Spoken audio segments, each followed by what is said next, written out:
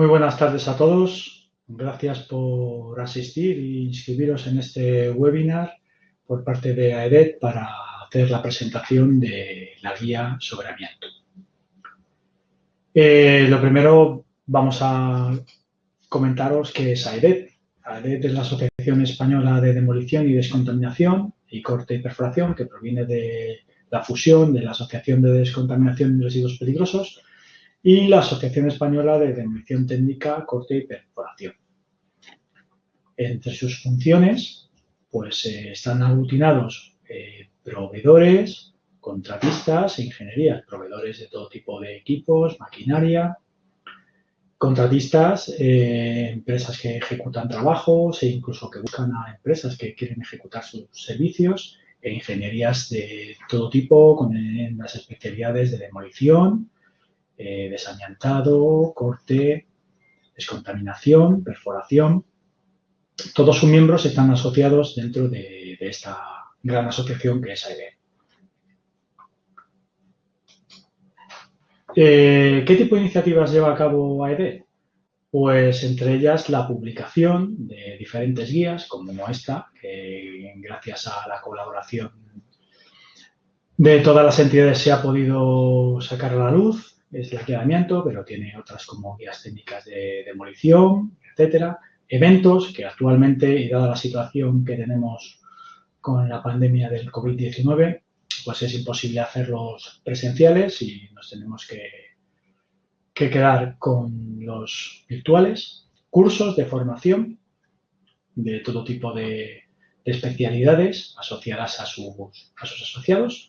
Y webinars de formación online o de presentación, como es este que vamos a tener hoy, y que espero que sea del agrado de todos y que os guste.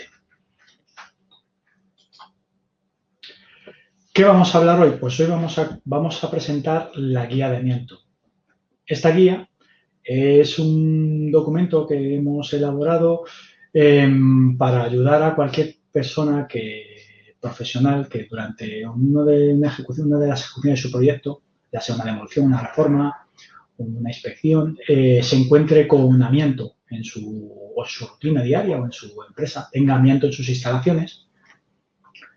Y lo que pretende esta guía es darle una información sobre qué es esa sustancia y cómo puede tratarse. Esta guía no tiene un fundamento, digamos, no busca ser una guía técnica. Ya para eso el Instituto Nacional de Seguridad y Salud y Higiene del Trabajo ya ha elaborado sus guías muy bien elaboradas y con todas las características técnicas y las instrucciones necesarias para realizar cada una de las tareas. Esta guía simplemente busca ofrecer información clara, concisa y concreta y práctica sobre los pasos correctos que se tienen que seguir ante la presencia o la existencia de amianto en la vida profesional de cualquiera de las personas que la lean. ¿A quién va dirigida? Pues como he dicho, en un campo muy amplio, pues por supuesto a constructores, proyectistas, técnicos de ayuntamiento y de administraciones públicas, ingenieros, arquitectos, a instituciones públicas de todo tipo, fuerzas y cuerpos de seguridad, promotores, técnicos, en fin, el abanico es amplio porque, como ya veremos, es un elemento muy común en la sociedad actual.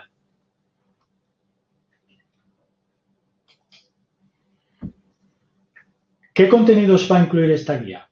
Pues el objetivo de esta guía, como he dicho, es dar una visión general sobre el amianto.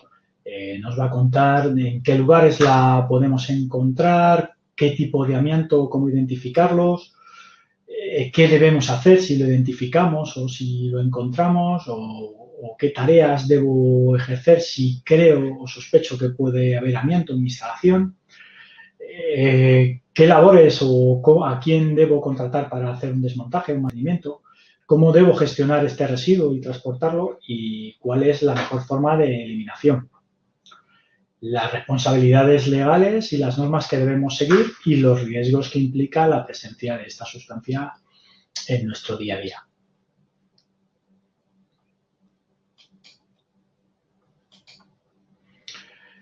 Esta guía ha sido elaborada a través de un grupo de trabajo muy importante en el que ha participado un gran número de asociaciones empresariales y colegios profesionales a los cuales desde aquí les doy las gracias porque gracias a ellos estas iniciativas salen adelante y creo que contribuyen a dar luz en temas de gran calado como es este. Entre ellos, pues, la Federación Gremios, EDA, la Asociación de Demolición, los colegios superiores y colegios de ingenieros. Gracias a todos ellos, porque gracias a ellos, pues, esta guía, como os he dicho, ha visto la luz. También tenemos que dar gracias a todas las empresas que económicamente han contribuido a que esta guía salga adelante, pues con sus aportaciones, tanto económicas como técnicas. Gracias a todos, porque esta guía es obra vuestra también, es obra de todos vosotros. Sin vosotros no tendría sentido haber sacado esta guía. Bien, y ahora vamos a entrar en la materia. Vamos a comenzar hablando de lo que nos importa, que es ¿qué es el amianto? Bien, el amianto, más conocido como asbesto, es un mineral, ¿vale? Uno de los 6 tipos de minerales que hay, es metamórfico, de la naturaleza metamórfica y fibrosa. Tiene unas fibras muy largas y resistentes y lo suficientemente son muy flexibles. Eso le da unas propiedades inigualables para lo que veremos más tarde, el uso industrial que se le ha dado. ¿Vale? Se pueden entrelazar, tienen excelentes propiedades, tanto térmicas como aislante térmico, como de altas temperaturas, eléctricos, resistente a ataques ácidos. En fin, era un mineral que lleva con nosotros desde prácticamente la edad de bronce. Se encontraron los primeros restos en vasijas. Ya en la época de los romanos ya se utilizaba el amianto, ¿vale? Incluso Alejandro Magno tenía un mantel de amianto con el que alardeaba sus visitas, porque lo echaba al fuego y no tenía que fregarlo, lo echaba al fuego directamente y salía más blanco que cuando lo había metido. Pero bueno, vamos a hablar de los tipos de amianto que vamos a poder encontrar en España principalmente. El primero de ellos va a ser el crisotilo, también conocido como amianto blanco. El crisotilo es un mineral del grupo de los silicatos, ¿vale? Es un hidroxisilicato que está. El nombre crisotilo viene de las palabras griegas criso y tilos. Criso, que significa oro, y tilos, que significa fibra. De ahí que venía del nombre de fibras de oro, porque cuando lo encontraban debido a su brillo y demás, pues les parecía eso, oro.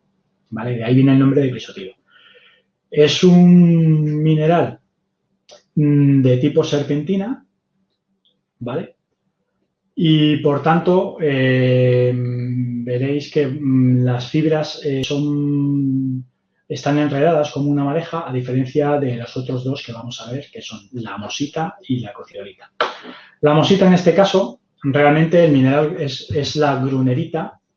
Se conoce más comúnmente con el nombre de amosita porque realmente es el acrónimo de donde empezaron a explotarse, que eran Asbestos Mines of Sudáfrica, o sea, de las minas de Sudáfrica, donde se comenzó a extraer este mineral, y de ahí viene el nombre de amosita. Por otro lado, es conocido como el amianto marrón, por su color. Tenemos también la crocidolita, o amianto azul, también es otro silicato. Es un inosilicato, también eso es de naturaleza, tanto la amosita como la crocidolita de naturaleza anfibol. Luego veremos un poco la importancia de estas diferencias que os hago. Y también se le puede conocer como alisina o sanita, aunque también en el mundo de la joyería está incluido en el ojo de tigre, en varios tipos de cuarzo. ¿Vale? ¿Y qué características tiene este amianto? ¿Por qué ha sido un elemento tan utilizado a nivel industrial y y de uso cotidiano. Pues bien, por su estabilidad térmica, es, como os he dicho, un software aislante tanto térmico como de ruido. Su resistencia química, es muy difícil que le ataquen los ácidos. No tiene prácticamente biodegradabilidad. Esa es una de las razones por las que genera las enfermedades que produce. Resistente a la abrasión y a la tracción, al desgaste. Y bueno, aquí os he puesto unos ejemplos de usos en los que se ha usado el amianto. En la industria aeroespacial, por supuesto, satélites, cohetes, todos ellos, los fuselajes están recubiertos de fibras de amianto debido a que la estabilidad térmica permite que puedan cruzar la atmósfera sin quemarse. En aviación, el modelo que tenéis ahí es un P-3 Orion, que tiene parte del fuselaje, estaba cubierto por una manta de amianto. Yo he desmantelado alguno que otro y se utilizaba para poder darle más resistencia a esa cabina y la zona de motores. Y luego tenemos aquí a Steve McQueen, actor que creo que la mayoría conocerá, y que era aficionado a la Fórmula 1 y las carreras y que murió precisamente de asbestosis, debido a que en aquella época los monos de Fórmula 1, ya sabéis también los discos de frenos y gran parte de algunos elementos de la Fórmula 1 eran de amianto. El mono en concreto se hacía de fibras de amianto para evitar que si el coche se incendiaba, el conductor o el piloto saliera ardiendo. Y de hecho él, que era un aficionado a las carreras, pues murió debido a una asbestosis por el uso del mono. Bien, ¿cuáles son los tipos de amianto más habituales en España? Pues como hemos comentado, el crisotilo, la mosita y la crocidolita. ¿Qué diferencia hay entre unos y otros? Pues vamos a hablar de la friabilidad, ¿vale? ¿Qué es la friabilidad? La friabilidad es la capacidad que tiene un material a disgregarse o reducirse a polvo por la acción de la presión de la mano. ¿Vale? Cuando tú lo tocas y se disgrega, se hace polvo, eso se denomina que ese material es friable. Materiales friables, pues aquí tenemos algún ejemplo de estos materiales, que es decir que su composición, al contar con asbesto y con el paso del tiempo y la pérdida paulatina de humedad y de sus cualidades, pues empieza a disgregarse, empieza a desprenderse de esas fibras, a desmenuzarse y quedan flotando en el ambiente.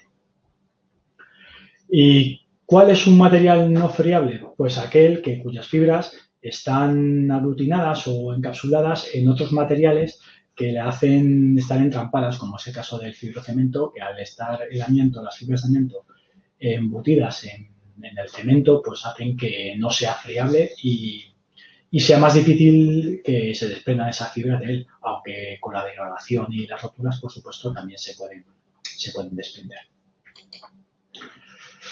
¿Por qué es peligroso el amianto? ¿Y de qué depende ese nivel de peligrosidad? ¿Por qué estamos hablando de esa peligrosidad? Pues bien, como os he dicho, las fibras que se desprenden del amianto, habéis visto que una de las propiedades es que no se degrada, ¿vale? Es muy difícil degradar y entonces al respirarlas el cuerpo humano y entrar en el aparato respiratorio, ya sea tráquea, laringe o pulmones, pues en muchos casos, si queda albergada en alguna de estas zonas, el cuerpo no es capaz de desecharla, no le puede atacar los elementos químicos y dado que tiene un tamaño las fibras suelen tener un tamaño entre 5 micras y unas 3 de diámetros, es microscópico.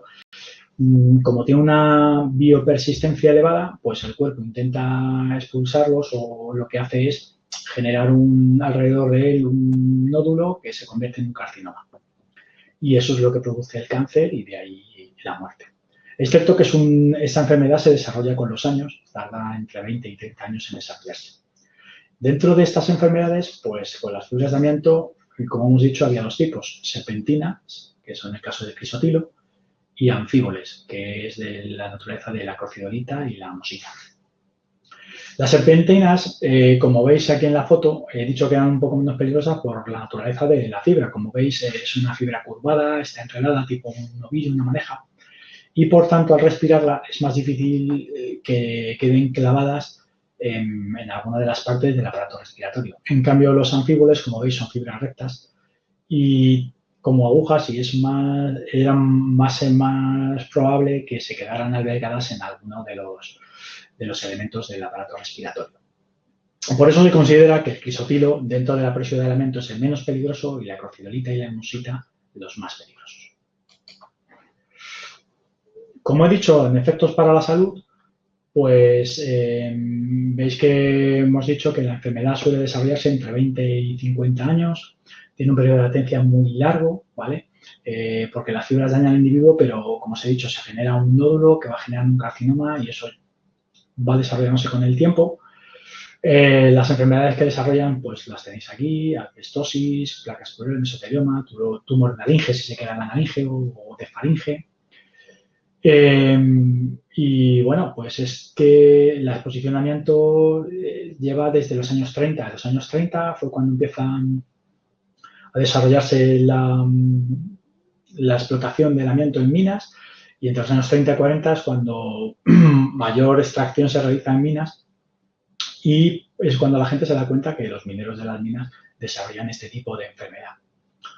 Posteriormente, cuando ya se empieza a prohibir el uso de amianto, nos quedamos con que todos esos materiales que se han construido con estas fibras, pues son los que están en contacto con la población en general.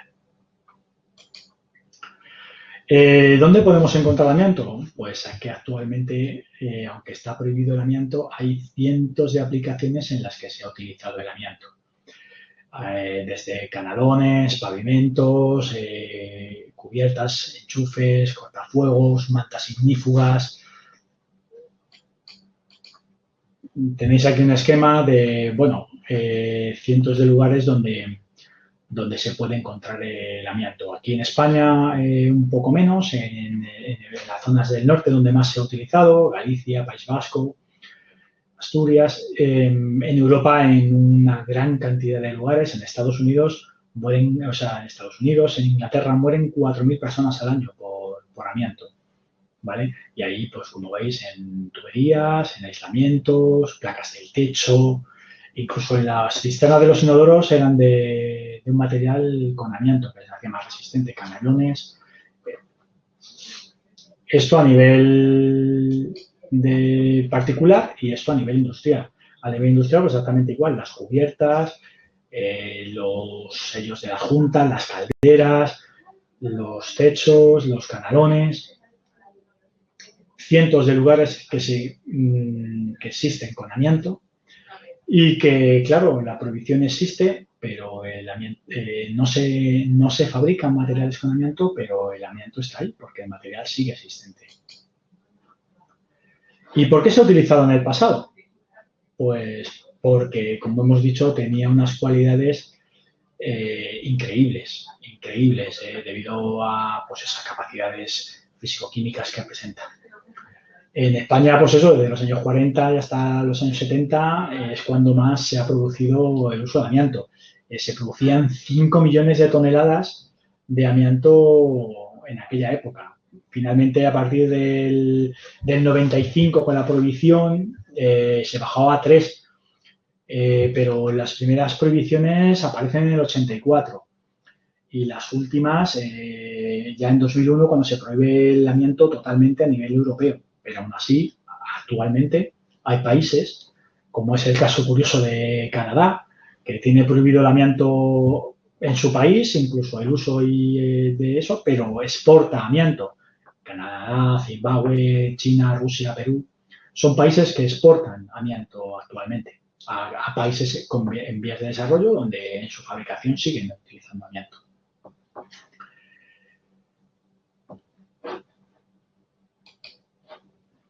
¿Por qué se ha regulado el riesgo de amianto? Pues, como os he dicho, durante esa época se fabricaron cientos de elementos con amianto. A partir del 2001 se prohíbe el amianto, pero claro, todo lo que se ha utilizado en aquella época, que además, debido a su gran resistencia, está instalado en muchos sitios, se mantiene, pues ese amianto se ha ido degradando y, claro, implica un riesgo por su propia existencia de liberación de fibras. Por ello, se considera la necesidad de regular en España el amianto. Al final en España se regula el amianto, en el 2001 entró la prohibición, como entramos en el mercado europeo. En la Unión Europea, pues es una transposición a nivel europeo de las directivas europeas, lo que se hace en España. Ahí aparece el Real Decreto 396 de 2006 y es el que regula las disposiciones mínimas de amianto, pero no solo para trabajar con él, sino para todas las personas que puedan estar expuestas a ese amianto.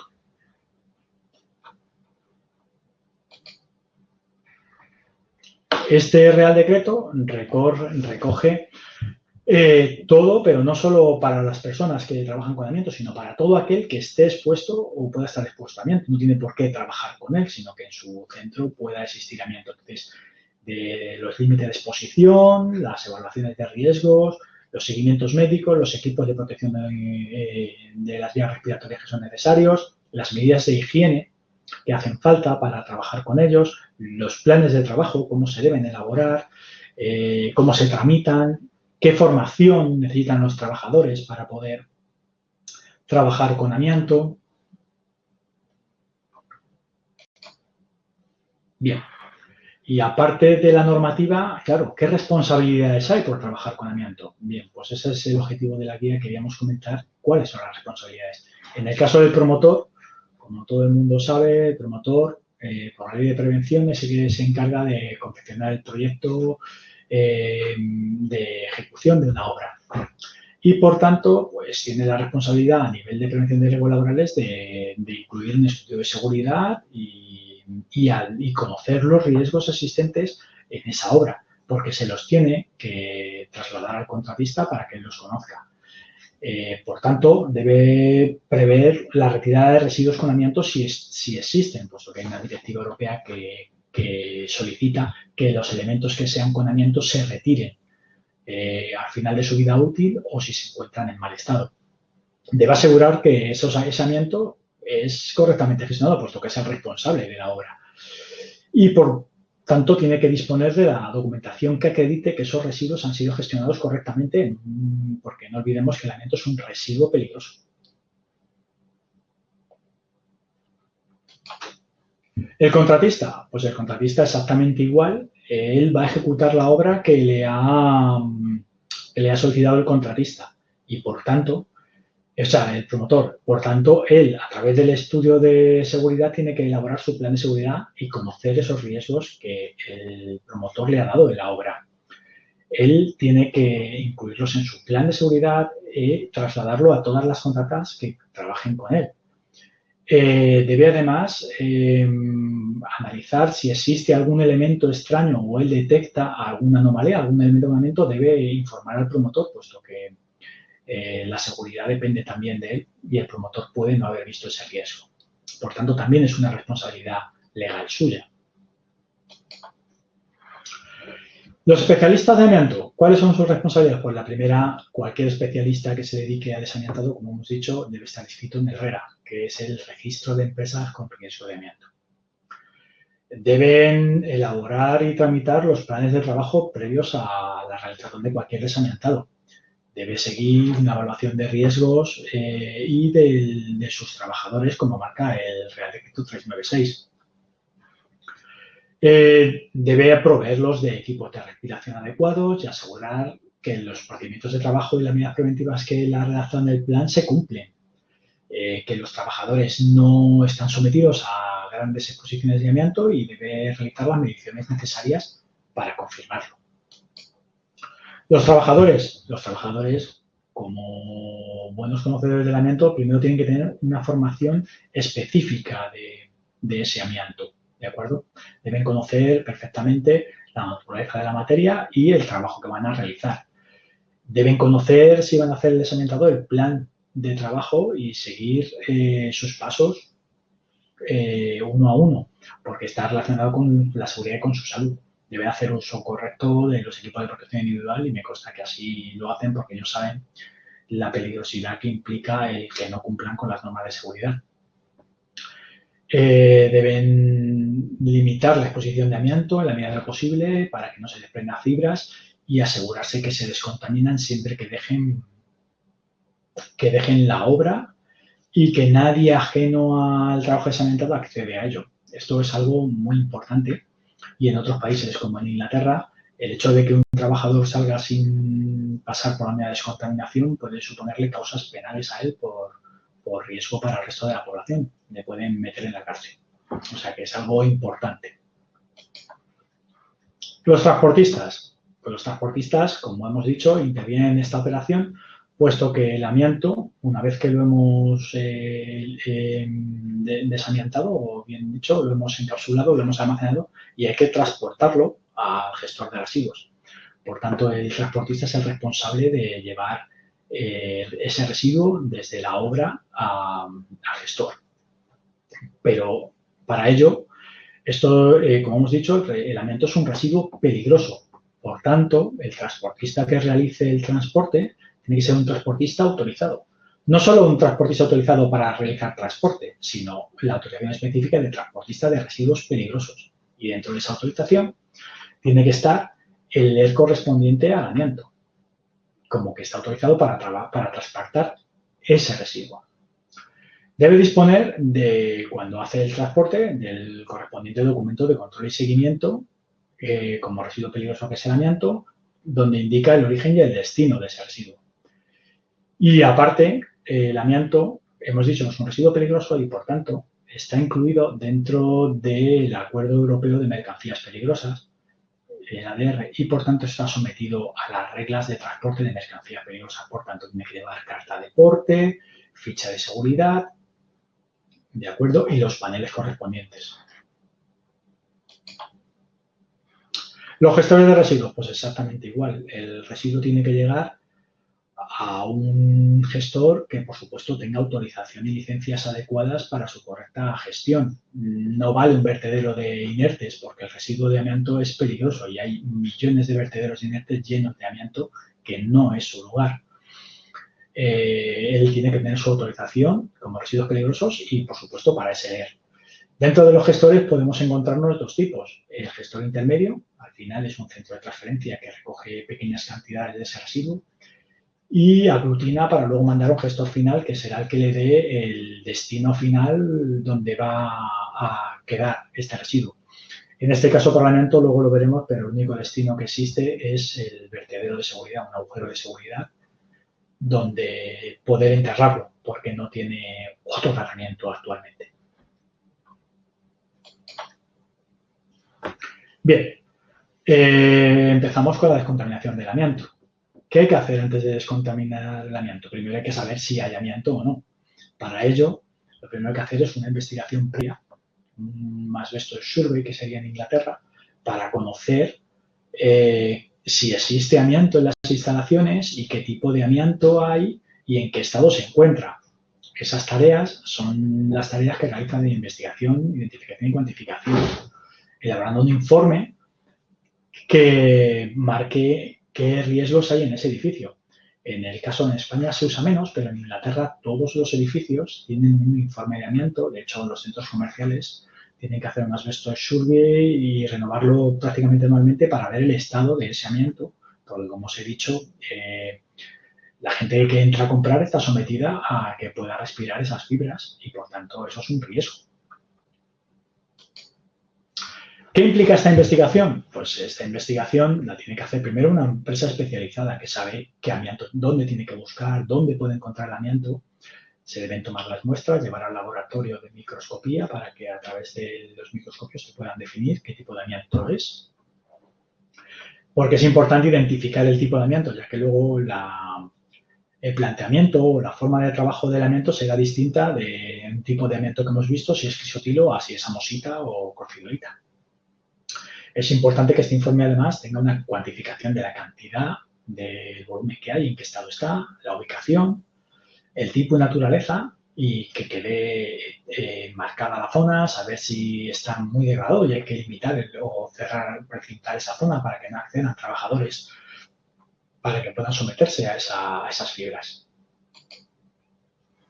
Este inventario, como os he dicho, es un documento que queda, en muchos casos, queda en el edificio para, en el momento que se haga una reforma y demás, saber que en esa zona que se va a hacer la reforma existe amianto y, por tanto, todo el mundo tiene que tomar las medidas de seguridad correspondientes.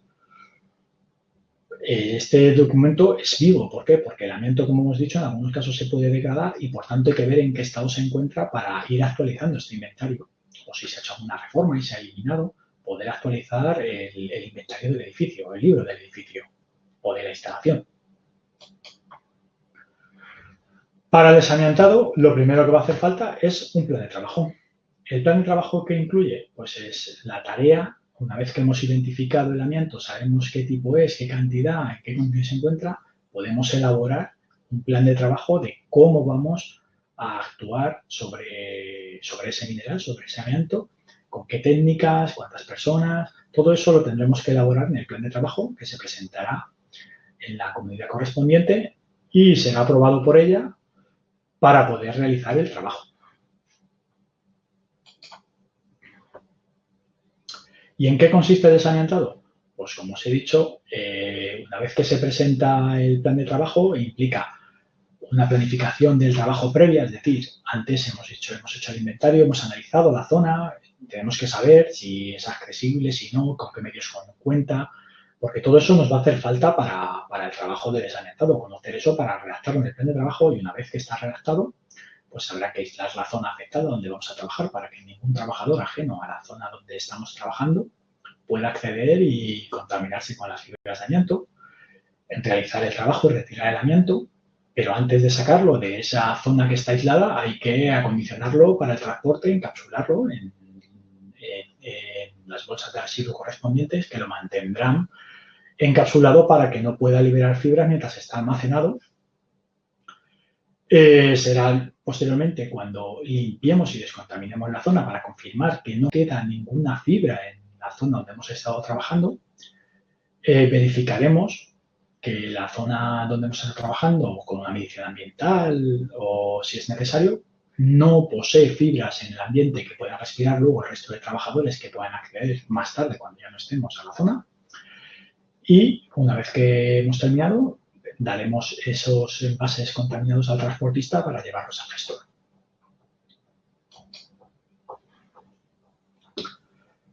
¿Cuáles son las fases del proceso de desamiantado? Pues lo acabamos de comentar. Lo primero es lo más importante es la planificación. Por lo que hemos dicho, la planificación es previa a la elaboración del plan de trabajo, porque yo necesito saber qué tipo de amianto es, porque la técnica de desamiantado variará si es un crisopilo, o si es una mosita, o si es una crocidolita. Si es friable o no, todo eso va a variar mi técnica de desamiantado. Tengo que saber, entonces, definir qué metodología de trabajo voy a hacer, qué número de trabajadores me hacen falta y los accesos, porque a lo mejor es una galería donde prácticamente 2 trabajadores caben justos. Las medidas de control que voy a necesitar para evitar la dispersión. Si necesito una sala muy grande, necesito un depresor que mueva una gran cantidad de volumen de aire, los materiales, equipos que voy a emplear, si necesito humectación, los sistemas de protección colectiva, si aparte estoy en un tejado y necesito mi arnés y mis líneas de vida y de seguridad. Todo eso lo tengo que planificar previo porque lo voy a tener que redactar en mi plan de trabajo para presentarlo a la administración. Por tanto, antes tengo que visitar la obra y garantizarme que tengo todos los elementos que necesito, desde el agua para la unidad de descontaminación a que el sitio tenga electricidad para poder conectar la unidad correspondiente para poderme descontaminar o poner el sistema de depresión. Luego tenemos que aislar la zona afectada, porque donde vamos a llevar a cabo ese desamiantado es una zona en la que puede haber riesgo de liberación de fibras y, por tanto, hay que poner una barrera que impida que el resto de trabajadores acceda o esté próxima a la zona donde nosotros estamos trabajando, porque nosotros vamos a estar equipados con nuestros equipos de protección individual, pero el resto de trabajadores no. Por tanto, hay que aislarlos, bien mediante una burbuja si es necesario, o bien balizando la zona si hay distancia suficiente como y el tipo de amianto lo permite, para que no puedan estar en contacto con las fibras de amianto que se pudieran desprender mientras hacemos este trabajo. Por supuesto, toda persona que acceda al área que está aislada o confinada deberá llevar los equipos de protección adecuados y pasar por la unidad de descontaminación una vez que haya salido de esa zona.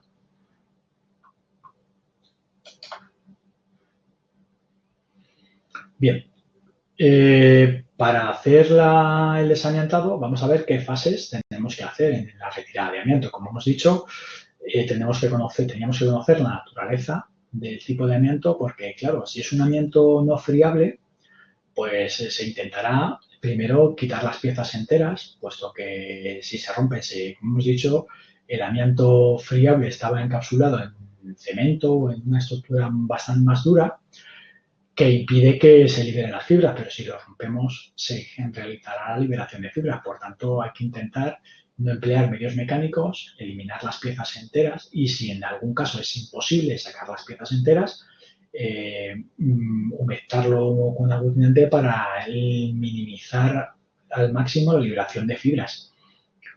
En el caso de amianto friable, como hemos comentado, ya sabíais que solo con tocarlo va a desprender fibras. Por tanto, tenemos que ver cuál es la metodología más adecuada para poderlo eliminar sin generar gran cantidad de fibras en el ambiente. En algunos casos, lo más cómodo y lo más utilizado sería la vía húmeda, ya que humedeceríamos todo ese amianto para que estuviera aglutinado con el agua y eso impidiera que las fibras se liberasen cuando lo repusiésemos. Pero puede haber casos en los que el uso de agua no sea posible. Yo recuerdo el trabajo en una central térmica donde para desamiantar la zona de cableado, que tenía unos cortafuegos de amianto, era inviable usar agua, puesto que los cables llevaban alta tensión y entonces el agua era imposible de utilizar, era imposible. Entonces ahí había que trabajar en seco, pero pues a través de extracción localizada, un globebacks encapsulados de cada zona, hay que ver qué metodología es la más adecuada y esos son los especialistas los que definirán qué metodología necesitan para realizar ese trabajo. Bien, una vez que hemos hecho la eliminación del amianto, ¿qué queda? Pues lo siguiente sería limpiar y asegurar la zona. Es decir, tenemos que garantizarnos que toda la zona está limpia, no quedan residuos y podemos realizar una medición que garantice que en esa zona no hay fibras en el ambiente para que cuando se vuelva a ocupar por trabajadores ajenos a los que han hecho el desamiantado, sea segura.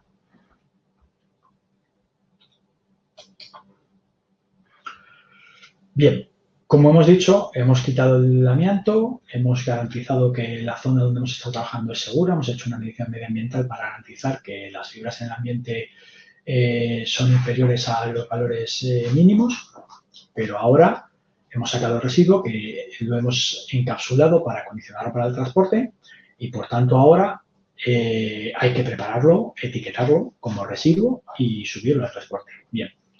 El amianto, una vez que lo hemos aglutinado en su envase de residuo, lo primero que tenemos que hacer es etiquetarlo, como marca la norma.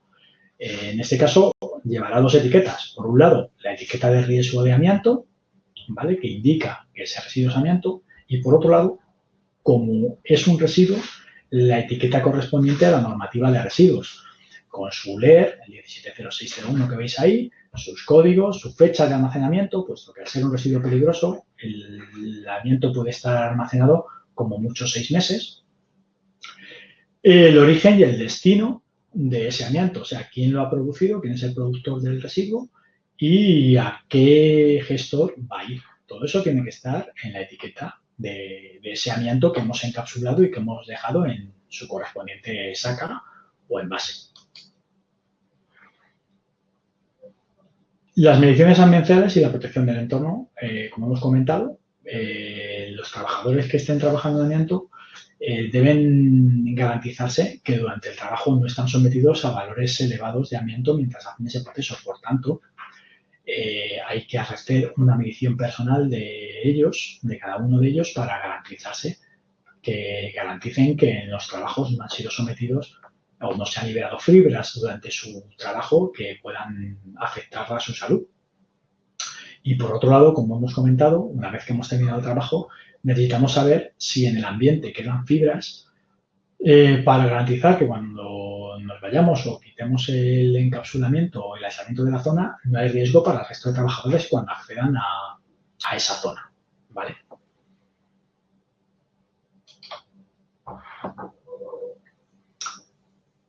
¿Qué otras opciones tenemos para eso? Pues lo más importante es minimizar las fibras de amianto, como hemos dicho, sobre todo en el amianto friable.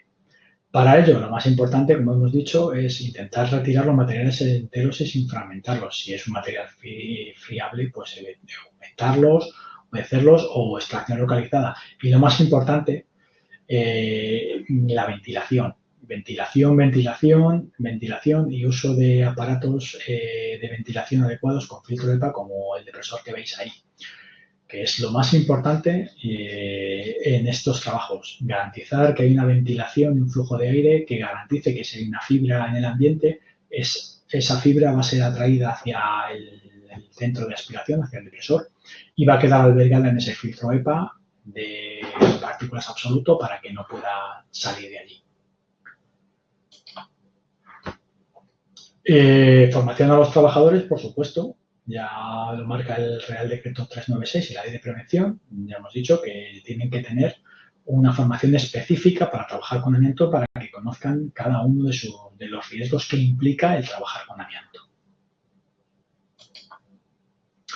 La evaluación de la exposición del puesto de trabajo, como comentamos, en esa medida medioambiental y esa medida personal que hacemos al trabajador debe quedar reflejada en la ficha del trabajador, puesto que los trabajadores que están inscritos en amianto, el seguimiento de su salud es primero por parte de la empresa anualmente, tiene que hacerse el reconocimiento y posteriormente es de por vida por la seguridad social.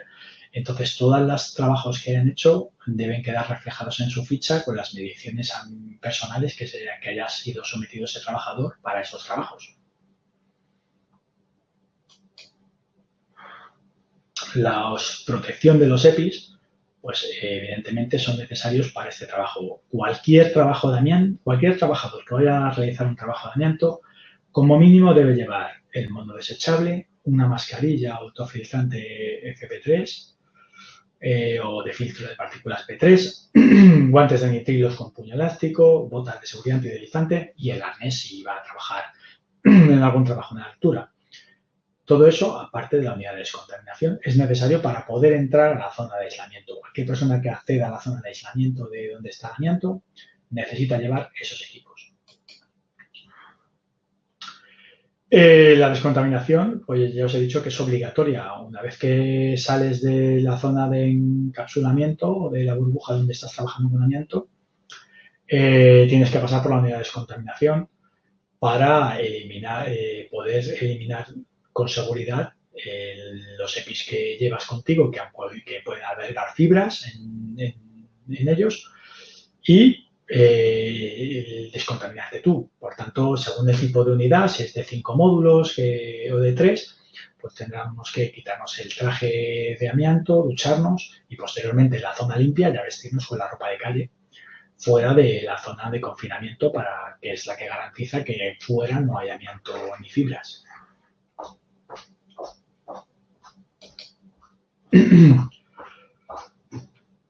¿Qué medidas de prevención? Los protocolos de vigilancia de la salud son los que hemos comentado, es decir, la empresa está obligada a guardar las fichas de registro de las exposiciones de esos trabajadores, ¿vale? Porque se hace una vigilancia sanitaria constante. A estos trabajadores normalmente se le hace una respirometría y una placa para garantizar que su salud es buena. Y una vez que ellos dejan de trabajar en la empresa, será la Seguridad Social la que siga ese seguimiento a esos trabajadores, igual que ocurre con los mineros, pero es un seguimiento de por vida. En el caso de que hemos terminado, como hemos dicho, para la gestión del amianto, pues lo primero que debemos hacer es que ese amianto esté correctamente envasado y etiquetado, como hemos visto antes, con la etiqueta de riesgo de amianto y la etiqueta de residuos. Una vez que eso lo tenemos etiquetado, ahora lo vamos a subir al camión y, como hemos dicho, el amianto, al ser una sustancia peligrosa, está dentro del acuerdo de mercancías peligrosas de transporte, por lo que debe cumplir con toda la normativa de ADR, entre ellos el DCS de residuos, la notificación de traslado con los 10 días previos que exige cada comunidad, el documento de control y seguimiento y la carta de porte y la ficha de seguridad que debe llevar el transportista para poder transportar esa sustancia. Aparte de las dos etiquetas que habíamos visto anteriormente, al subirlo a un vehículo, debemos poner la etiqueta correspondiente al transporte. En este caso, en el ADR, el amianto está tipificado en la clase 9 y, por tanto, le corresponde esa etiqueta de las barras blancas y negras que tendrá que ser colocada en los bultos en los que vayamos a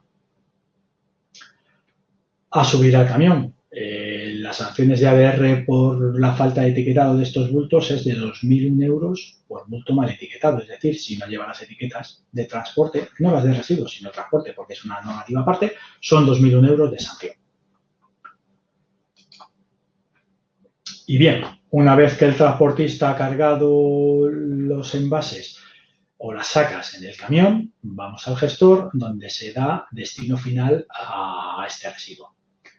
El destino final de este residuo actualmente, como os he dicho, son depósitos de seguridad, no un vertedero de inertes, no, un depósito de seguridad que es el lugar donde debe ir el amianto actualmente.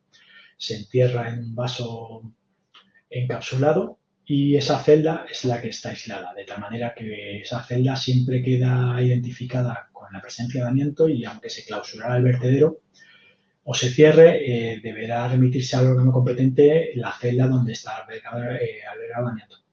Lamentablemente es ahora mismo el único tratamiento existente para el amianto y fijaos que os he dicho que al principio se fabricaban los leños de máximo uso 5 millones de toneladas, o sea, una barbaridad. Por tanto, prácticamente lo que no hay es vertederos suficientes para todo el amianto que es realmente instalado, pero actualmente no hay otra posibilidad de tratamiento. Yo estuve en un proyecto de investigación para buscar otro tipo de tratamiento, pero el coste necesario para cambiar la estructura cristalina, que fue lo que estuvimos intentando de esos silicatos que hemos comentado que tratamiento, es tan elevado que era prácticamente inviable en comparación con lo que puede costar meterlo en el agujero, aunque me imagino que con el paso del tiempo y teniendo en cuenta la situación medioambiental, se darán cuenta que hay que buscar otras opciones que no sea enterrarlo en un agujero porque no habrá espacio suficiente para todo el amianto que todavía queda por desmantelar. Y bueno, esta es la última diapositiva, espero que os haya gustado y sido de utilidad la charla y la presentación.